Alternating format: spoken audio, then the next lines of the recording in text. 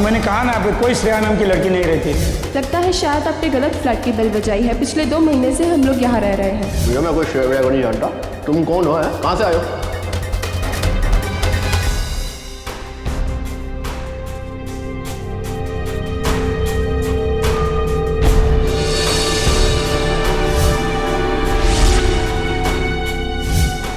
Mumbai Pune highway पे एक औरत की लाश मिली है, जिनका हुलिया काफ़ी हद तक इनकी वाइफ से मिलता जुलता है। सर मुझे लगता है कहीं इनकी वाइफ श्रेया ही ना हो।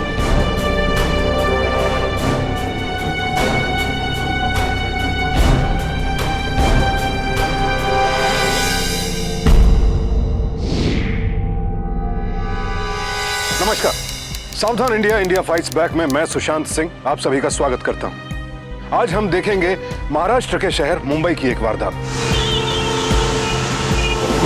विवेक 4 महीनों बाद विदेश से भारत वापस लौटा था। जब यहां पहुंचकर वो अपनी पत्नी श्रेया से मिलने अपने फ्लैट पर पहुंचा तो उसे पता चला वहां श्रेया नाम की कोई महिला रहती ही नहीं है। यहां तक कि बिल्डिंग के वॉचमैन ने उसे पहचानने तक से मना कर दिया। विवेक बड़ी दुविधा में था। वो समझ नहीं पा रहा था कि हर कोई उसे झूठा साबित करने पर क्यों तुला हुआ था, जबकि उसे पूरा यकीन था कि उसकी पत्नी श्रेया वहीं रहती थी। क्या श्रेया किसी साजिश की शिकार हो गई थी? विवेक उसे पागलों की तरह हर जगह ढूंढ रहा था, यहां तक कि उसे ढूंढते ढूंढते वो एक स्थानीय शवगृह में भी पहुंच गया। तो क्या श्रेया मर चुकी थी? आखिर क्या था राज इस पूरे घटनाक्रम का? ये जानने के लिए देखते हैं विवेक के विदेश से वापस लौटने के बाद की कुछ घटनाएं।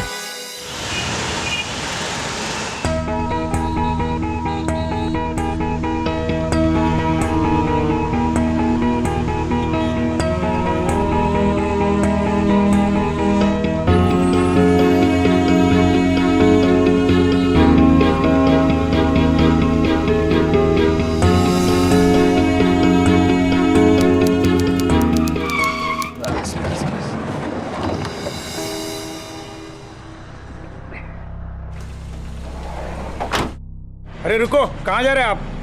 अरे भाई साहब कहाँ जा रहा हूँ? मतलब मैं यही रहता हूँ। यही रहते हो? मैंने तो पहली बार देखा आपको। भाई साहब आप शायद यहाँ नए आए हो। मैं पिछले 4 महीने से दुबई में था। मेरी बीवी श्रेया जो यहाँ रहती है। कौन श्रेया?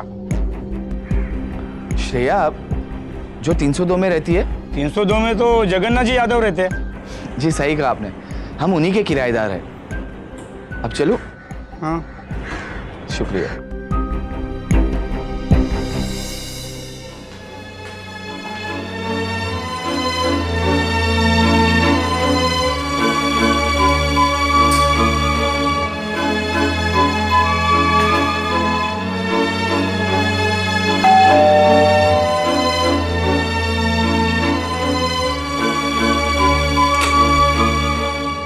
श्रेया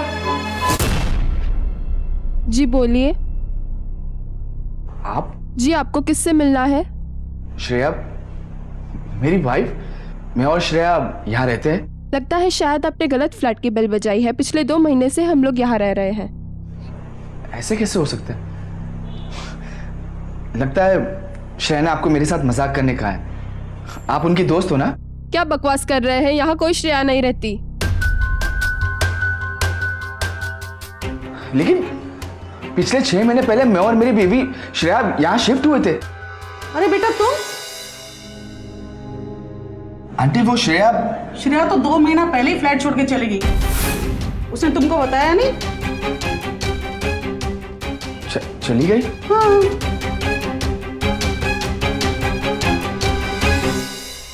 बहुत बुरा हुआ बेटा तुम्हारे साथ परदेश में, लेकिन यहाँ भी श्रेया कम परेशान नहीं थी। 2 वक्त का खाना तक नहीं था उसके पास। किराया ना देने की वजह से मकान मालिक ने उसे निकाल दिया।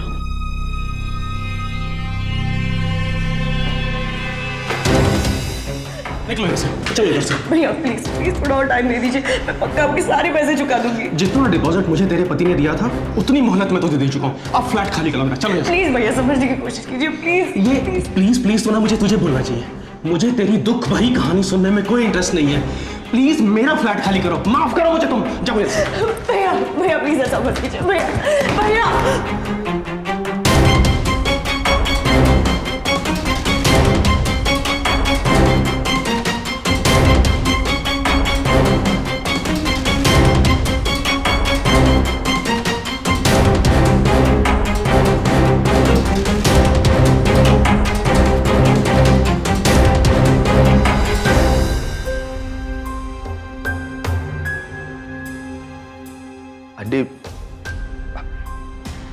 पता है कि मेरी श्रेया कहाँ गई होगी? नहीं बेटा, वो बता के नहीं गई, लेकिन ऐसी हालत में इंसान रिश्तेदारों के ही जाएगा ना, या तुम्हारे माँ बाप या उसके माँ बाप।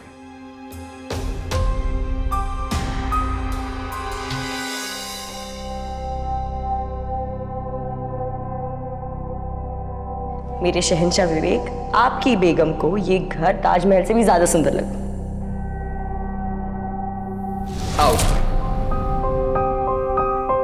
लेकिन विवेक, हम जा कहाँ रहे हैं? चलो तो सही, सरप्राइज है तुम्हारे। अच्छा।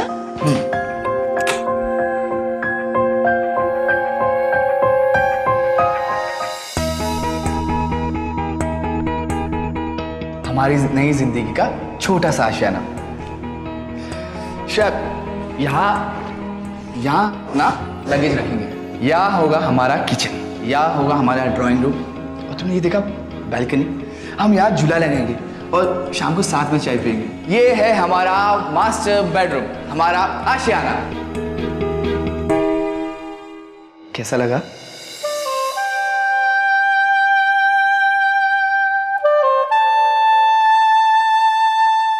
बहुत अच्छा है विवेक।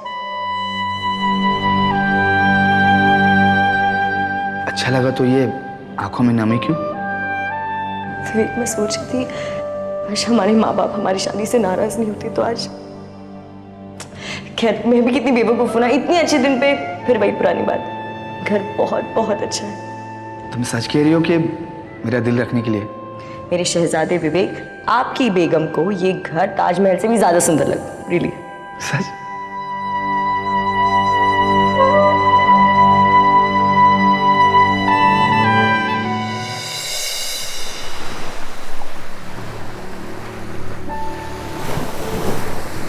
हमारे घर वाले ने तो हमारा साथ नहीं दिया, लेकिन मेरे दोस्त राजेंद्र ने अपनी दोस्ती बहुत अच्छे से निभाई। उसने तो हमें ये घर दिलाया है।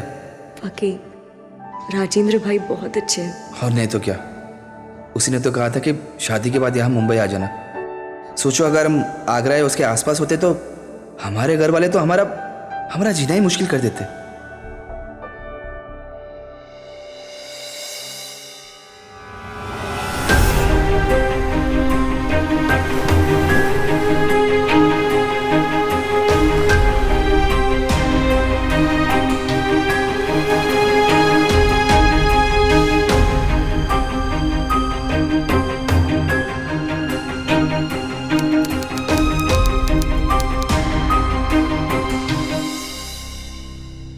राजेंद्र।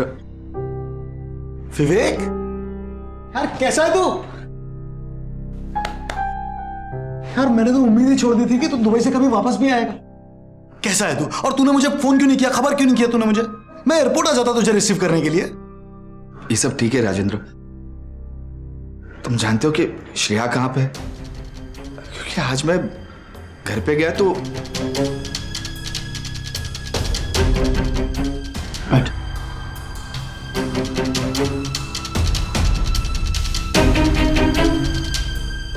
तो तुझे पता चला होगा कि भाभी 2 महीने पहले ही फ्लैट खाली करके चली गई। हाँ, लेकिन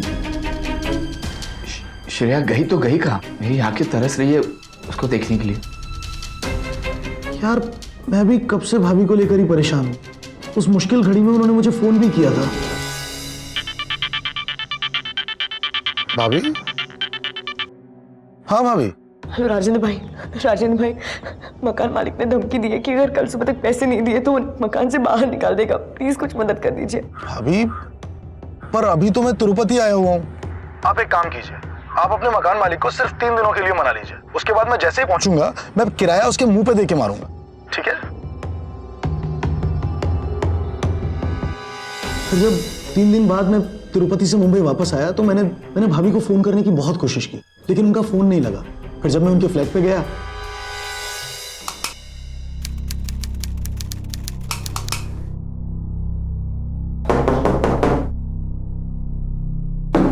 कौन चाहिए? यहाँ श्रेया रहती थी ना, श्रेया माथुर। उसको तो किराया नहीं देने की वजह से घर मालिक ने निकाल दिया। निकाल दिया? कहाँ गई वो? पता नहीं यार, मैंने उन्हें ढूंढने की बहुत कोशिश की, लेकिन उनका कुछ पता नहीं चला। मैंने पहले भी उनको एक दो बार कहा था कि अगर कभी भी किसी भी चीज की जरूरत हो तो मुझे बेहिचक कह दें, लेकिन उन्होंने कभी मुझसे मदद नहीं मांगी। और फिर जब मांगी भी तो मैं इतना दूर था कि मैं चाहकर भी कुछ नहीं कर पाया।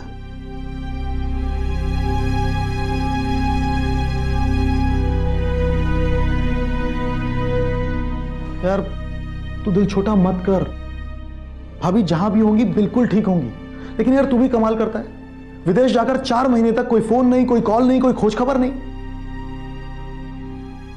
जब मैं विदेश पहुंचा तो वही एयरपोर्ट पे किसी ने मेरा फोन उठा लिया और 4 दिन बाद वहां की पुलिस ने मुझे अरेस्ट कर लिया। प्रॉपर वर्क परमिट पेपर्स नहीं थे ना। विवेक यार मैंने तुझे बोला था ना, तुझे वहां संभल के रहना चाहिए था, तेरे पास डॉक्यूमेंट्स प्रॉपर नहीं थे। जानता हूं, लेकिन जब मैं 4 महीने बाद जेल से छूटा तो मेरे पास तुम्हारा नंबर नहीं था। लेकिन मैंने कई बार अपनी श्रेया को विदेश से फोन किया, लेकिन एक बार भी उसका फोन नहीं लगा। राजेंद्र, मुझे बहुत डर लग रहा है कि कहीं मेरी श्रेया के साथ कुछ ऐसा वैसा। मैं जानता हूं यार तुझ पर क्या गुजर रही होगी, और यार भाभी शायद अभी भी मुंबई में ही है। मेरे पार्टनर गौतम ने उन्हें देखा था 1-2 बार यहां पर, लेकिन यार वो। राजेंद्र, तुम कहना क्या चाहते हो? तुम कुछ जानते हो मेरी श्रेया के बारे में? बोलो ना भाई, तुम कुछ जानते? यार मैं गौतम को भेजता हूं तेरे पास, आगे की बात वही तुझे बताए तो ठीक रहेगा।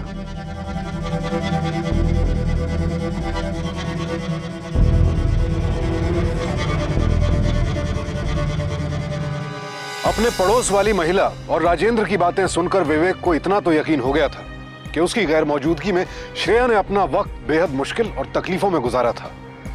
लेकिन राजेंद्र श्रेया के बारे में कुछ ऐसी आपत्तिजनक बात जानता था जिसे वो खुद बता तक नहीं पा रहा था। आखिर क्या था वो राज? आज के दौर में कई बार बेहतर भविष्य के लिए पति पत्नी को एक दूसरे से अलग भी रहना पड़ता है। कई पति नौकरी के लिए अपनी पत्नियों को अकेला छोड़कर जाने के लिए मजबूर हो जाते हैं। लेकिन अगर ऐसे में पति का पत्नी से संपर्क ही छूट जाए तो पत्नी पर क्या गुजरेगी? कुछ ऐसा ही श्रेया के साथ हुआ। 2 महीनों से उसका विवेक से कोई संपर्क नहीं हो पाया था, और फिर ऐसे में उसके मकान मालिक ने भी उसे घर से निकाल दिया। बेबस श्रेया अकेली कहां गई होगी? कहीं वो किसी हादसे का शिकार हो गई थी, या फिर असलियत कुछ और ही थी? गौतम, राजेंद्र कह रहा था कि तुमने श्रेया को कहीं देखा था। हाँ विवेक, मैंने श्रेया भाभी को अक्सर एक लड़के के साथ देखा है, और इनफैक्ट उस दिन तो तुम्हारी बिल्डिंग के बाहर थी वो उस लड़के के साथ। वो उसे बाइक पर बिठाकर कहीं लेकर जा रहा था।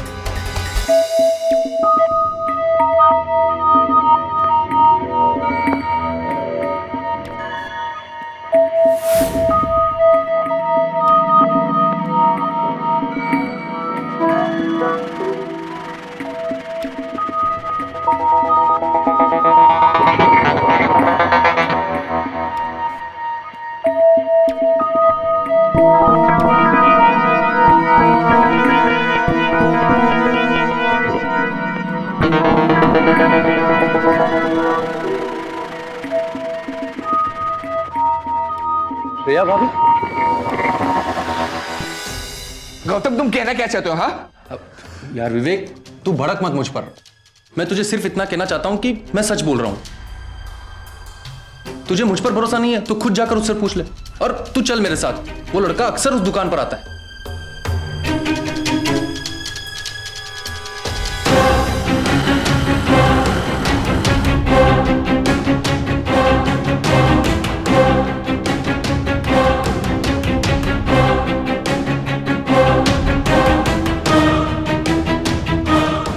चाचा एक मीठी सुपारी दो। यही है केदार।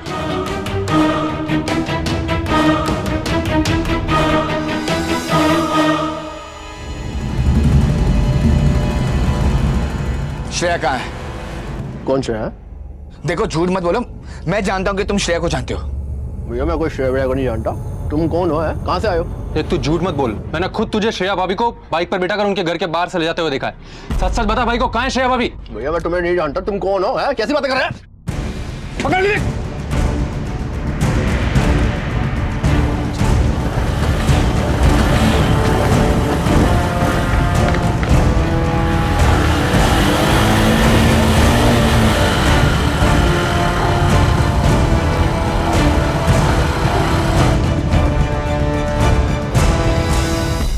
नहीं सर, नाम तो मैं उसका नहीं जानता, मगर हाँ मैंने श्रेया भाभी को 1-2 बार उसके साथ देखा है। उस दौरान आपकी श्रेया से कुछ बातचीत हुई? जी नहीं सर, श्रेया भाभी मुझे नहीं जानती। हाँ बस मैं ये जानता था कि वो विवेक की वाइफ है। फिर तो शायद उस एरिया में वो दोबारा नहीं आएगा। और कुछ पता चला उसके बारे में? नहीं सर, वहां पे कोई उसके बारे में कुछ ज्यादा जानता नहीं था। हाँ लेकिन मैंने उसके बाइक का नंबर नोट किया था। क्या नंबर है? Number MH02 DE 8293। हाँ सर, यही नंबर था। प्लीज जल्द से जल्द मेरी बेबी को ढूंढ दीजिए। सर मेरा दोस्त बहुत परेशान है अपनी पत्नी के लिए, जल्दी ही कुछ कीजिए प्लीज। मिस्टर विवेक, अब अपना नाम और पता लिखवा दीजिए। जैसे हमें कुछ खबर मिलती है आपके पत्नी के बारे में, हम आपको इन्फॉर्म कर देंगे। सर एक्चुअली इसका फोन खो गया था, आप मेरा नंबर लिख लीजिए 98214 989। विवेक परेशान था। उसकी पत्नी के गायब होने का राज गहराता चला जा रहा था। गौतम का कहना था कि श्रेया का किसी व्यक्ति के साथ प्रेम संबंध था, लेकिन हैरानी की बात यह थी कि विवेक और श्रेया का प्रेम विवाह हुआ था और अपने प्रेम के खातिर उन दोनों ने अपने अपने परिवारों से संबंध तक तोड़ लिए थे। ऐसे में विवेक समझ नहीं पा रहा था कि 2 महीनों में श्रेया किसी और व्यक्ति के साथ संबंध कैसे स्थापित कर सकती है। कहीं ऐसा तो नहीं था कि गौतम ने श्रेया के बारे में जो कुछ भी कहा था सब झूठ था? एक और सवाल यह था कि राजेंद्र ने श्रेया के अफेयर के बारे में खुद विवेक को क्यों नहीं बताया। बहरहाल विवेक ने अपनी पत्नी के लापता होने की सूचना पुलिस को दे दी थी और पुलिस ने उसे आश्वासन दिया था कि वो उस व्यक्ति को जरूर पकड़ लेगी। लेकिन सवाल यह उठता है कि क्या उस व्यक्ति को पकड़ने के बाद भी वो श्रेया को ढूंढने में कामयाब हो पाएंगे? और सबसे बड़ा सवाल, कहीं श्रेया किसी अनहोनी का शिकार तो नहीं हो गई थी? हेलो, ठीक है सर, जी थैंक यू। विवेक, पुलिस ने बाइक वाले को पकड़ लिया। चल चल चल चल चलो, आइए आइए बैठिए प्लीज। जादव घेऊन या त्याला। होय सर। मिस्टर विवेक, आपने जिस बाइक का हमें नंबर दिया था उसका हमने एड्रेस ट्रेस किया है, उस आदमी को यहाँ बुलाया है, आप देख लीजिए। यही है वो।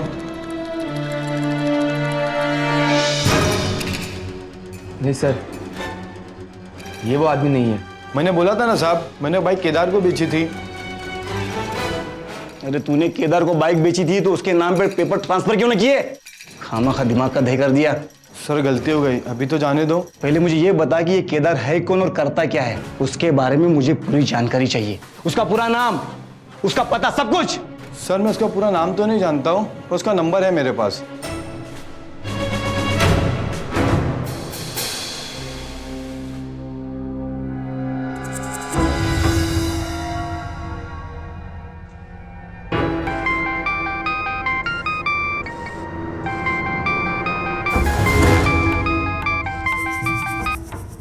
Hello hello mister Kedar.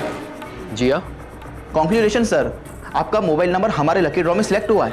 हाँ, अब आपको मेरे अकाउंट के डिटेल्स चाहिए होंगे, राइट? आप पागल किसी और को बनाना। नहीं नहीं सर, ये कोई फेक कॉल नहीं है, हम आपके सर्विस प्रोवाइडर है। आपको 10,000 रुपए का लकी गिफ्ट मिला है। सच में? बिल्कुल सर, अगर आपको आपका गिफ्ट चाहिए तो आज शाम 5 बजे तक मुंबई के रूट टूल्स एंड ट्रेवल्स के ऑफिस से आपका 10,000 रुपए का गिफ्ट ले जा सकते हैं। आप 5 बजे से पहले आ जाइएगा, वरना ये गिफ्ट हम किसी और ग्राहक को दे देंगे। अच्छा ठीक है ठीक है, ये तो मेरे घर के पास ही है। आप गिफ्ट किसी और को मत दीजिएगा, मैं आता हूँ। ओके सर, धन्यवाद। यस।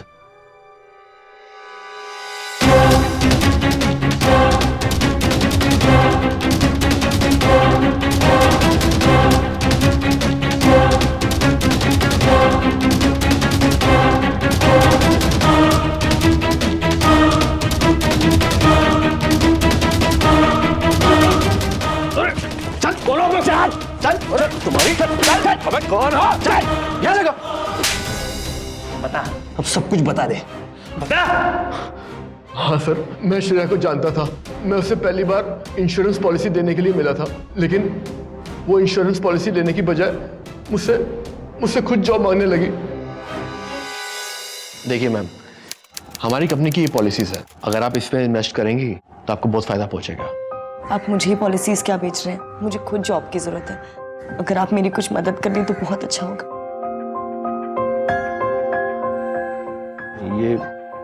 ये आप क्या कह रही हैं? प्लीज।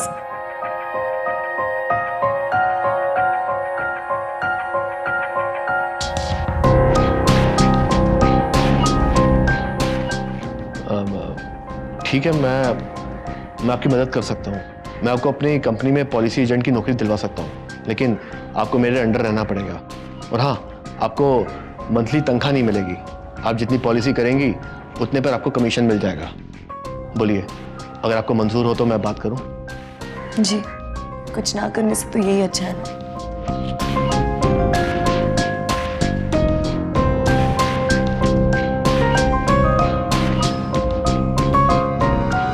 सर, मैंने उसे अपनी कंपनी का टेम्परेरी पॉलिसी एजेंट बनवा दिया और उसने 10-12 दिनों के अंदर 2 पॉलिसी बेच डाली। केदार, आपने ये जॉब दिलवाकर मेरी बहुत मदद की है। ये देखो, मैंने 2 पॉलिसी भी बेच दी। तुमने तो कमाल कर दिया। Great job. केदार, आपकी और एक हेल्प चाहिए थी।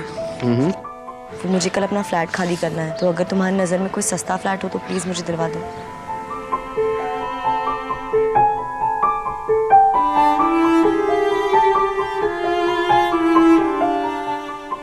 हाँ हाँ, क्यों नहीं, मगर कितना सस्ता? 1-2 हज़ार रुपये महीने। 1-2 हज़ार रुपये में? उसमें तो सिर्फ तुम्हें चौल ही मिलेगी। देखनी है तो बताओ। चौल?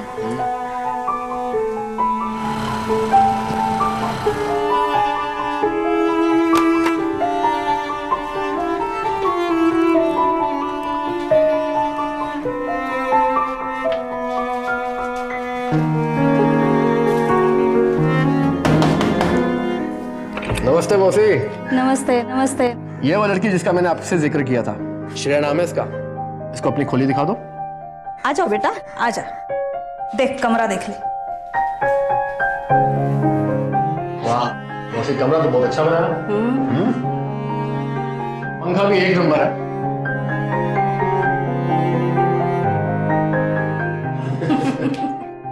मौसी, हाँ, यहाँ पे टॉयलेट बाथरूम नहीं? अरे ये चौल है, कोई फ्लैट नहीं है। गली के नुक्कड़ पे म्यूनिसिपैलिटी का संडास है। नहाने के लिए वो रहा सामने नल है। पीने का और रसोई का पानी वहीं से भरना पड़ेगा। पानी सुबह 5 बजे आता है और वो भी 1 घंटा रहता है। तुम्हारा गैस स्टोव तुम कहीं पे भी रख सकती हो। किराया 1000 रुपए लूंगी। मंजूर है तो बोलो।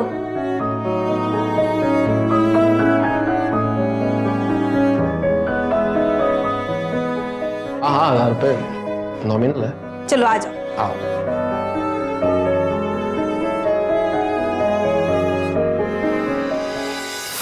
तूने श्रेया की मदद की थी ना? हाँ साहब। तो तू वहां से भाग क्यों गया? क्यों भाग गया तू? मैं डर गया था। मुझे लगा वो उसका पति नहीं, कोई पुलिस का आदमी है। किस बात से डर गया था तू? क्या किया तूने श्रेया के साथ? बता। मैंने कुछ गलत नहीं किया साहब, मैंने कुछ गलत नहीं किया। यादव, साहब मैं बता, मेरे से एक छोटी सी गलती हो गई थी। मुझे लगा कि श्रेया मुझ में इंटरेस्टेड है। एक दिन मैंने उसका गलती से हाथ पकड़ लिया था।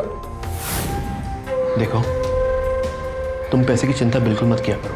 तुम्हें कोई भी चीज़ की ज़रूरत हो, मुझे बेहिचक याद करो। मैं जानता हूँ कि एक अकेली औरत के लिए रहना बहुत मुश्किल हो जाता है। उससे पैसे, किसी के सहारे की और किसी के प्यार की बहुत ज़रूरत होती है। हाथ छोड़ो मेरा।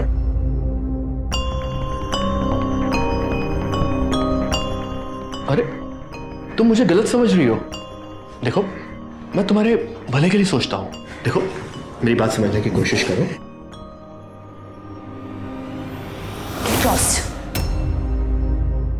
और दोबारा दिखी ना तो पुलिस में कंप्लेन कर दूंगी। निकलो यहाँ से।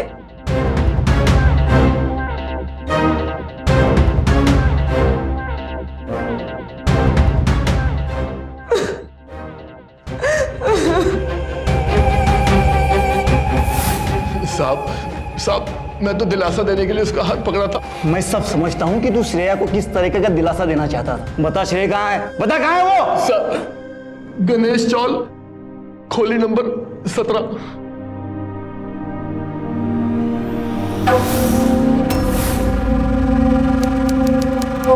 जा दो या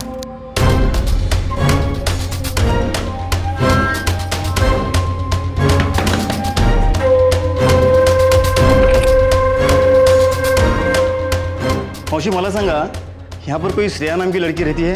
रहती है नहीं, रहती थी। 2 महीने पहले श्रेया यहाँ किराए पे रहने के लिए आ गई, लेकिन 1 हफ्ते पहले केदार की गंदी करतूतों के बारे में उसने मुझे बताया। बहुत रो रही थी बेचारी। ये मर्द लोग ऐसे ही होते हैं, अकेली औरत को देख के उसे नोच खाना चाहते हैं। पर तू फिक्र मत कर, मैं हूं ना तेरे साथ। मेरे होते हुए कोई कुछ नहीं कर पाएगा तुझे। उस रात तो उसने खाना तक नहीं खाया। फिर अगले दिन ये कमरा छोड़कर कहीं चली गई तो वापस ही नहीं आई। मुझे लगा किसी रिश्तेदार के यहाँ गई हुई होगी। क्या हम ये खोली चेक कर सकते हैं? हाँ जरूर, आइए ना इंस्पेक्टर साहब। बहुत दिन हो गए वो आई नहीं, इसलिए मैंने दरवाजा खोल दिया और उसका सामान यहाँ रख दिया। ये रहा उसका सामान। जादव बघा। होय सर।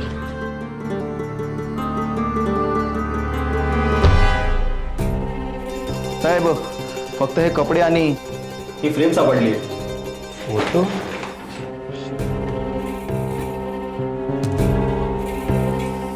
विवेक, श्रेया का पति। जादव, हमें लगता है उस केदार ने हमें पूरी सच्चाई नहीं बताई। उससे अपने तरीके से सच्चाई उगलवानी पड़ेगी। चलो जादव।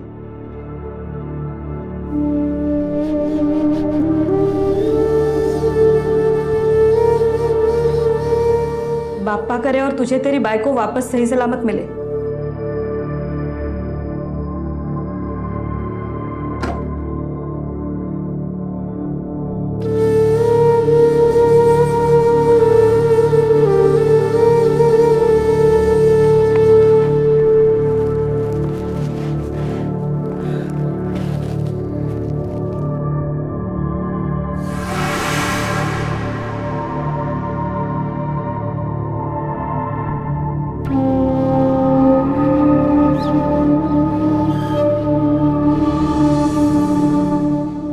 मैं तुम्हें नहीं जाने दूंगी।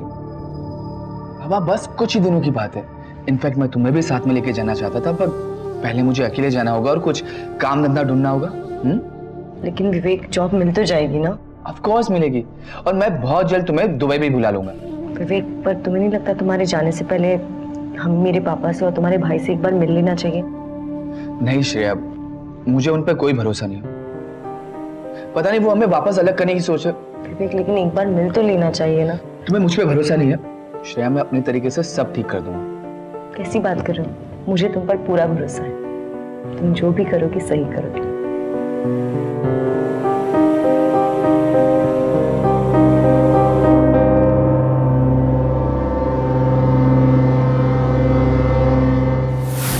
आखिर ये तो पता चल गया कि श्रेया उस फ्लैट को छोड़कर एक छोटे से घर में रहने आ गई थी।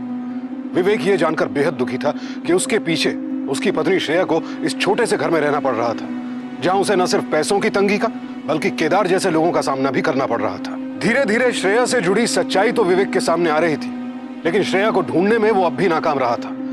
रह रहकर उसे बस एक ही सवाल का चोट था कि श्रेया आखिर है तो है कहां?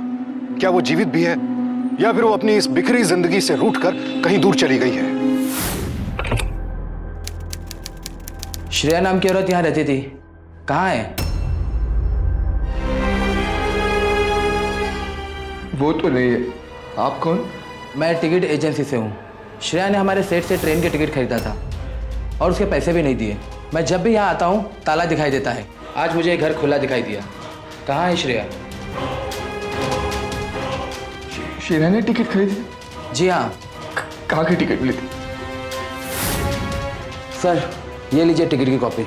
सर श्रेया ने आगरा का टिकट करवाया था और वहाँ उसके पिता भी रहते हैं। आपने उन्हें फोन किया? हाँ सर, मैंने किया था, लेकिन उन्होंने मुझे श्रेया के बारे में कुछ भी नहीं बताया।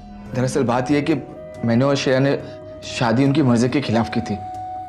सर मुझे लग रहा है कि कहीं उन्होंने मेरी श्रेया के साथ कुछ ठीक है, हम पता करते हैं. जादव साहेब यांच्याकडून सगळे डिटेल्स घ्या. होय साहेब चल.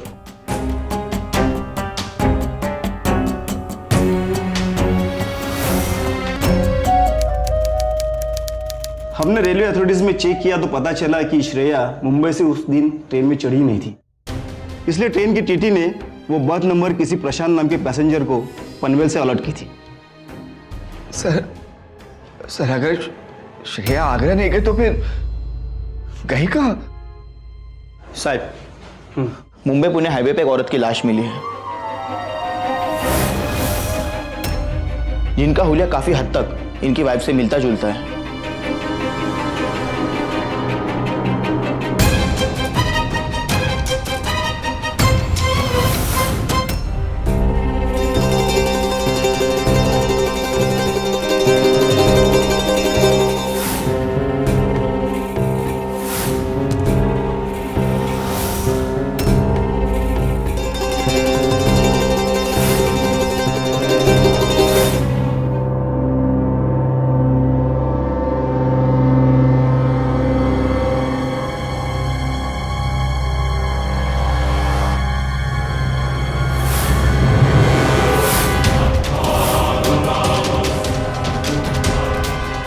क्या ये आपकी बीवी श्रेया है?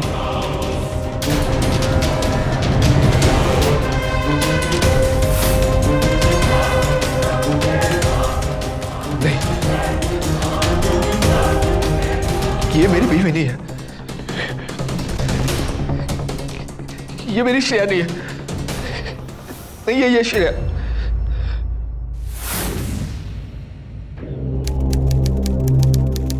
विवेक, माना कि भाभी उस दिन ट्रेन में नहीं चढ़ी थी, लेकिन उन्होंने आगरा जाने का फैसला तो किया ही था ना. तो हो सकता है कि वो वहीं गई हो. तू आगरा जाके देख, क्या पता कि उन्हें वहां पर उनके या तेरे परिवार वालों ने छुपा के रखा हो. तुम सही कह रहे हो. मैं आज ही आगरा के लिए निकलता हूं. हाँ. हेलो. ओ हाँ, ओके, थैंक्स.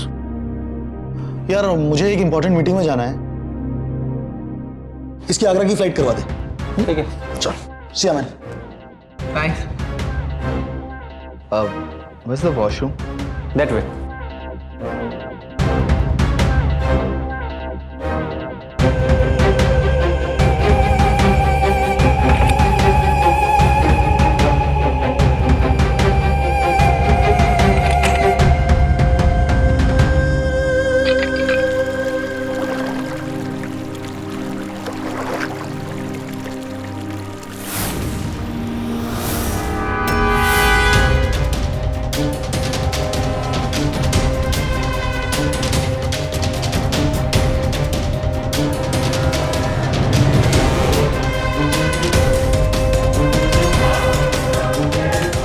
विवेक, तुम्हें याद है ये? तुमने अभी तक इसे संभाल के रखा है? पागल हो गया, फेंक दो. मैं इसे कभी नहीं फेंक सकती क्योंकि ये आगरा में सबसे पहला गिफ्ट था तुम्हें. ओह, तो तुम्हें ये सब याद है? हाँ, ऑफ कोर्स, कैसे भूल सकती.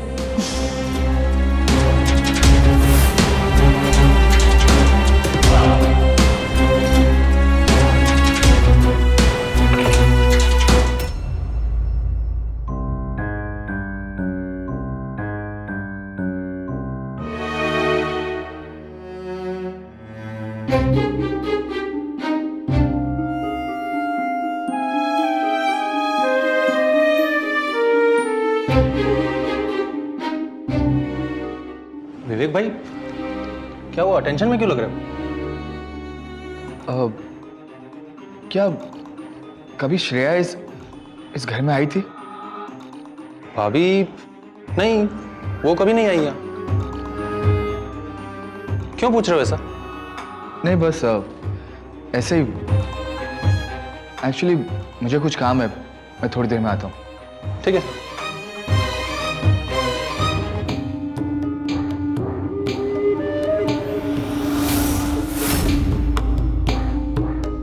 सब ये मेरी बीवी की है क्लिप है जो मुझे राजेंद्र के घर के बाथरूम से मिली. तुमने किसी से पता किया इस बारे में? हाँ सर, मैंने उसके पार्टनर गौतम से पूछा था कि क्या कभी श्रेया राजेंद्र के घर आई थी, पर उसने साफ मना कर दिया। सर अब मुझे राजेंद्र और गौतम पे शक हो रहा है, कहीं उन्होंने मेरी बीवी के साथ कुछ ऐसा वैसा।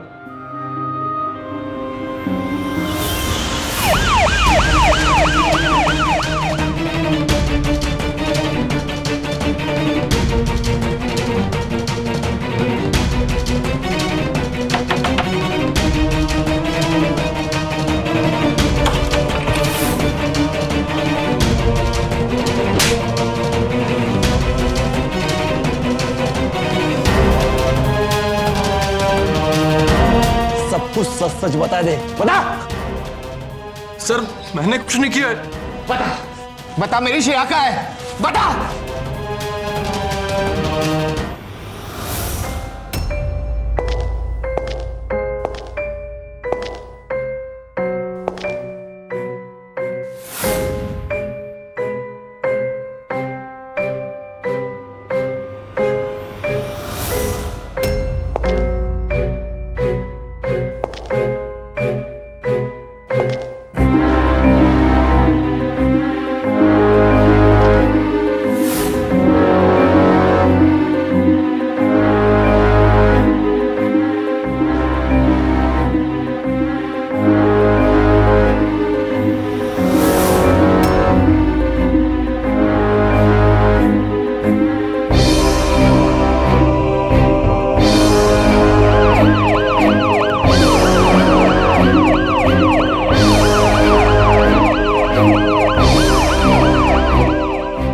तुझसे कहा था ना मैं, चुपचाप मान जा।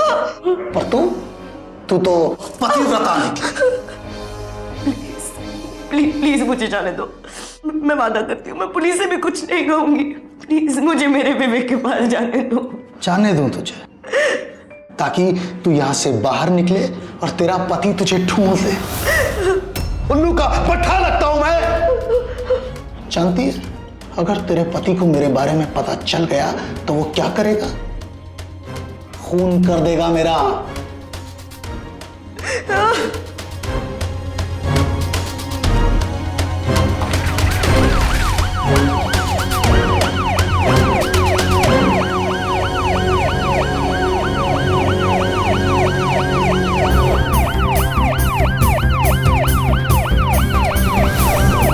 मैंने सोचा था कि तेरे पति को आगरा भेजने के बाद मारूंगा तुझे,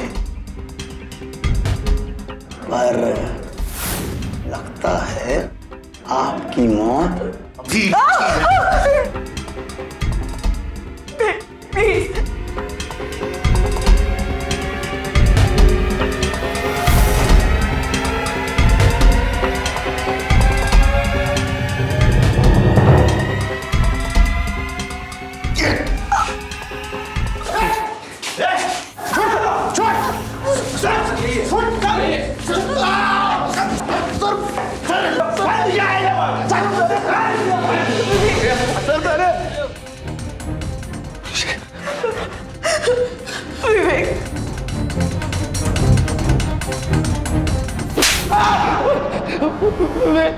विवेक और श्रेया ने भाग के शादी की थी।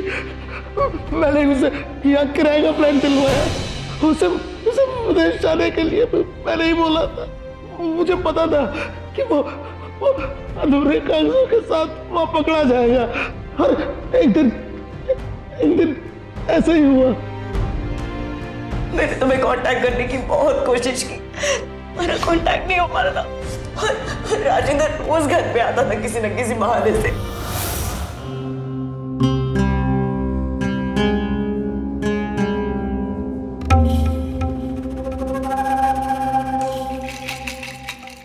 एक बार तो वो शराब पी के भी आया था।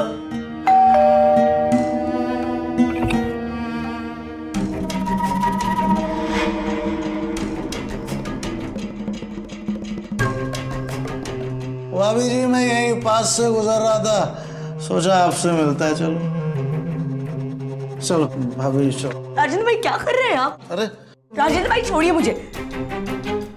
रात के 12 बज रहे हैं और आप होश में भी नहीं है। और प्लीज आगे से मुझे आपकी हमदर्दी की कोई जरूरत नहीं, समझे आप?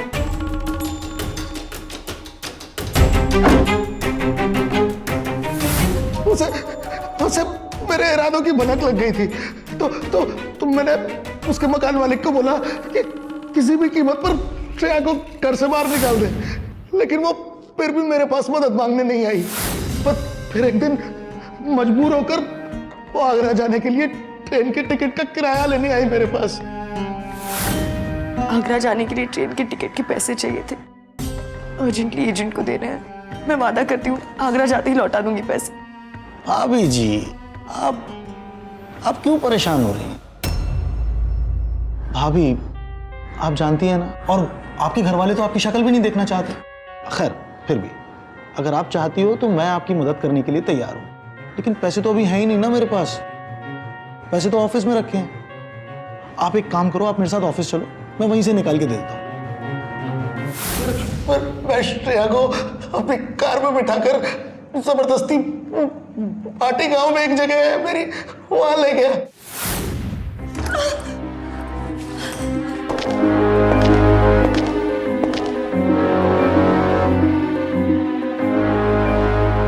कितना प्यार करता हूं मैं तुझसे, शादी करना चाहता था तुझसे, लेकिन तुझे समझ नहीं है। तू मुझसे शादी नहीं करना चाहती ना? ठीक है, जब तक तू मुझसे शादी करने के लिए तैयार नहीं हो जाती, तू यहीं सड़ेगी, इसी अंधेरे कमरे में।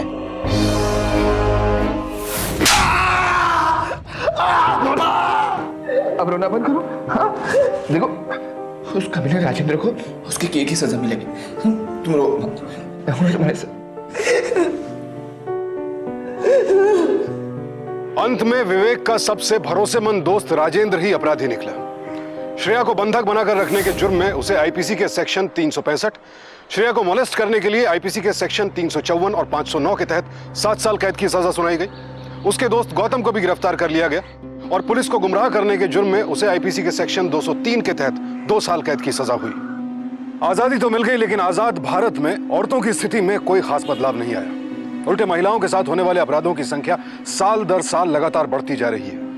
नेशनल क्राइम रिकॉर्ड्स ब्यूरो के आंकड़ों के अनुसार सन 2010 में महिलाओं के साथ होने वाले अपराधों के कुल 2,13,585 मामले दर्ज किए गए और सन 2011 में यह आंकड़ा बढ़कर हो गया 2,28,650। अगर हम अब भी अपने समाज, अपनी सोच में बदलाव नहीं लाते तो ये अपराध के आंकड़े यूं ही बढ़ते रहेंगे। जब भी आप किसी महिला के साथ छेड़खानी जैसा कोई अपराध होते देखें तो चुप ना बैठे, क्योंकि आपकी चुप्पी ही ऐसे अपराधियों का हौसला बढ़ाती है और आगे चलकर यही अपराधी महिलाओं का शोषण और उनके साथ बलात्कार जैसे अपराध तक कर गुजरते हैं। जिस दिन हमारे देश में महिलाएं बेझिझक घूम फिर सकेंगी, अपनी जिंदगी अपनी मर्जी से जी सकेंगी, उसी दिन हम सही मायनों में पूरी तरह से आजाद होंगे। वो दिन जल्द आएगा। इसी उम्मीद के साथ अब मैं सुशांत सिंह आपसे विदा लेता हूं। फिर मुलाकात होगी ऐसी एक और सत्य घटना के साथ। सावधान रहें, सतर्क रहें, जिम्मेदार बने। देखते रहें सावधान इंडिया, इंडिया फाइट्स बैक।